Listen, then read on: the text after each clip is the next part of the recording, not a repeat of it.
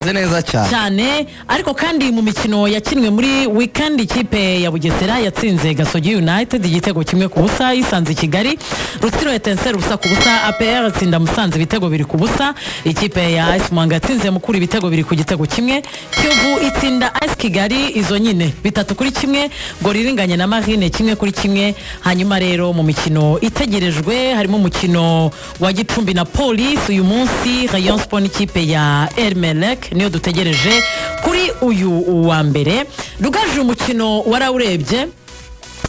mu munota umwe wavuga ite ikipe ya APR yagaruye Dauda Yusuf hagati mu kibuga mu mukino yatsinzemo ikipe ya Musanze ibitego biri ku busa. Iyo tariri hejuru Mediane ya fonctionnaga Dauda yararimo akora neza nubwo yaje kunyuzamo arasimburwa na Ruboneka kubera nyine match fitness yaramaze igihe adakina. APR ifite inyota iri hejuru nicyo navuga nyuma yuko twari tumaze igihe tuyikritika nayo ubwayo yikritika abayobozi barayibwiye yuko rwose nibatagira ibyo bahindura ibintu bitazagenda neza mu mpera za sezo kuko ikipe yabonaga amanota bigoye. Twahita kubona penalty Watarara yusha ariko baza kureponda neza abandi basore baza kubona ibitego bibiri. Navuga yuko mu by'ukuri nubwo icyakabiri cyaje match iri kurangira yego ariko APR yari bikumbuye byibura gutsinda ibitego difference y'ibitego bibiri kuko yaherukaga gutsinda Kiyovu yaherukaga gutsinda Sori kipe ya Gasogi 3 ku busa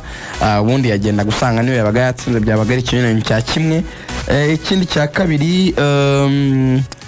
bari babizi neza yuko Rayon Sport ifite grand rendez-vous match komeye cyane na Ermelek n'umwanya mwiza wo kwisiga bihagije. Barabizi ko kudakora rero ikosa biza kubaha ikizere cyo kuzatwara igikombe. Nge ntekereza yuko championnat yacu uyu munsi no kurara ibonye nyirayo mu gihe Rayon Sport yatakaza uyu mukino w'uyu munsi kuko amanota arabarimo hagati yayo na APR si 9 se yego imikino iracyahari rero yatsindwa si 9 kwizigira ndebera niba ubwenge bwanjye nibuka neza nabonaga ari iki kuri standing hagati amanota mu gihe rero yatsindwa yaba 8-9 reka ndebera ariko nkurebere APR ifite amanota 46 aha rero ikagira 38 aha ubwo 8 harimo 8 APR ariko ifite umukino w'ikirara nayo ugiye gukina yego nyine APR imaze gukina 24 Rayon Sport akinye 23 Rayon Sport igiye gukina 24 yego barabanganye cyane umunani kugira tutanga igikombe cyane rwose. None se urumva si match 3 nibyo twabaraga ko harimo match 3 mu gihe rero yatsindwa iri joro APR zabasibwa gutsindwa match 3 barikazitsinda byarangiye kuri fixtures yayo mwavugaga ko ikomeye ikipe ya APR muri no Nyarugenge nzi akarekare kandi APR wibona muri ups and downs APR wayipangurira match imwe itsindwa match 2 itsindwa match 3 itsindwa wowe utsinda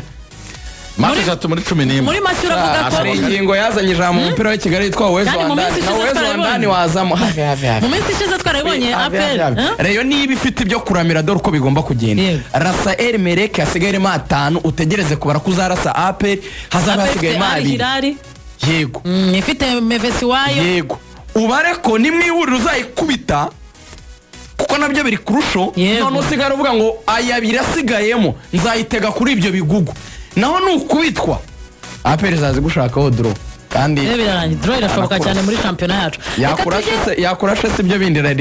irwana n'ibyo. Reka tujye no muri uwo mukino uteganyijwe ya Rayon Sport y'igikombe ari uyu munsi cyane rwose niba iri muri title race nkako twavugaga Man City reka neke kuvuga ngo natiteka kuko ntibirarangira nyine mu mibare bikibarika you can rule it out ariko nyine dukora ibyo bita ama probability nkuko no mu Bwongereza byakwiramvira serega ariko tukese turi kuvuga kwizigera tuti Arsenal yateye intambwe ikomeye nacyo ndi kuvuga reyo yituma APR isiga 8 intambwe yayo ya mbere nirwane no kugabanya hasigaremo amanota 5 irari tsinzirijo niyagira 8 kabikonfirima bizagora ko yapangurura I'm telling you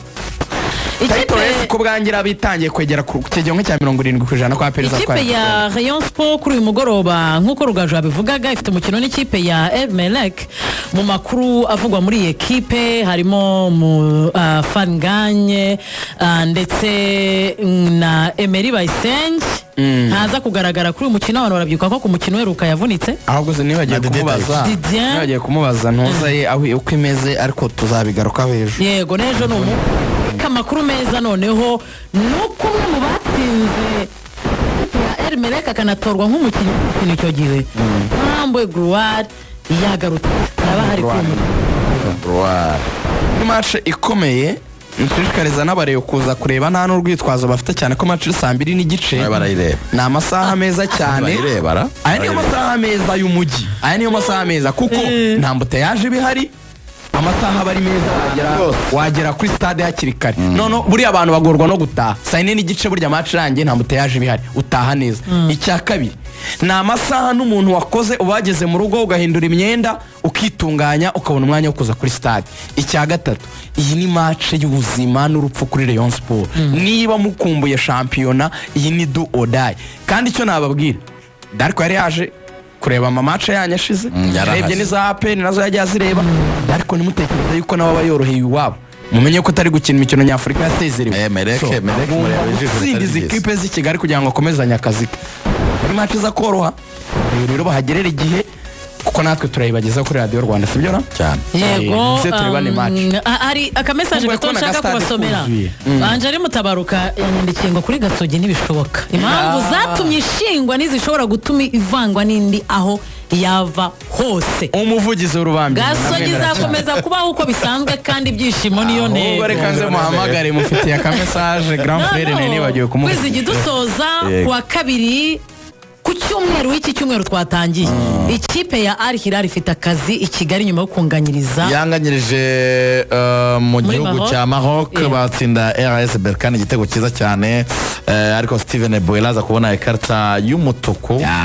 yabashegeshe mu by'ukuri match irangiye uwo bita Tahane watsinze igitego uwo bita Kuribari yakoze sprint ya kandi aracenga wakinnye ku ruhande arimina yinjira muri box atanga pass kuri Taha Tahara igitego cyiza cyane ikipe ya Al Hilal tuzayifata umwanya wo kwiganira ariko ikavuga ko yibwe n'iriya minota y'inyongera igera ku 9 yabaye myinshi nk'ikipe yari mu rwa RS Berkane barihengekeye ariko Al Hilal nayo ikeneye gukora ku kintu cyitwa amakarita y'umutuku yarabona menshi cyane Steven Boyela yabonye ikarita y'umutuku ni gusa kuri iki cyumweru saa 12 ku itariki 22 match muri stade Amahoro bwa mbere ku butaka bw'u Rwanda dushobora kubona ikipe yinjira muri demi-finale ya Champions League hano ku mugabane kuri bibiri byawe niyo nka umva ntimutekereze ikindi kintu icyo ari cyo cyose aya ni match yo kureba ni match capitale yo kureba ni urupfu iteye ubwoba ndabashimiye uburyo amasaha tuyatwaye narebaga content y'uyu munsi nkumva ibintu byari bikaze ariko ndabashimiye mu gihe Kazungu Clever dusabiye indi saha Radio Rwanda ikeneye indi saha reka dusoze uko turabashimiye na nyiro nziza